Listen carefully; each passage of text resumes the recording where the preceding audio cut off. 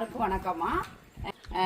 நேற்று வந்து பிரிச்சிங்கிற செல்லக்குட்டீஸுக்கு வந்து இறந்த நாள் 30வது நாள் நேத்தி நாங்கள் வீடியோ போட முடியல. ஆனால் சாப்பாடு ஃபுல்லாக சாப்பாடு போட்டோம். அந்த சகோதரி எங்களுக்கு இந்த பிள்ளைங்களுக்கு உணவளிக்க சொல்லியிருந்தாங்க.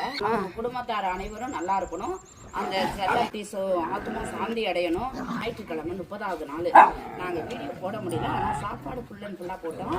அந்த பேச்சு என்ற பாப்பாவுக்கு, அந்த குட்டி செல்லத்துக்கு இறந்த நாள், அந்த குழந்தையோட ஆத்மா சாந்தி அடையணும்னு நான் மனமாற கடவுளை வேண்டிக்கிறேன்.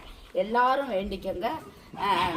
நல்ல உள்ளங்கள் நல்லா வளர்த்துருக்குறாங்க, நல்லா பாசம் கட்டியிருக்கிறாங்க. நல்லா இதுலேருந்து பார்க்க போனால் அப்படித்தான் தோணுது. அவங்க அப்படி உயிருக்கு உயிராக வளர்த்துருக்குறாங்க.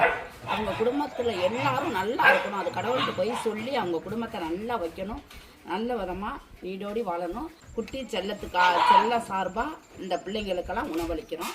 எல்லாரும் இந்த ஜீவங்கள் வயிறார சாப்பிட்டு கடவுள்கிட்ட அது ஆத்மா சாந்தி அடையணும்னு இதுங்களுக்கும் உணர்வு இருக்கும். கண்டிப்பாக ஆத்மா சாந்தி அடையும், கவலைப்படாதீங்க. இந்த பிள்ளைங்களுக்கு உணவளிச்சதுக்கு ரொம்ப ரொம்ப நன்றிம்மா.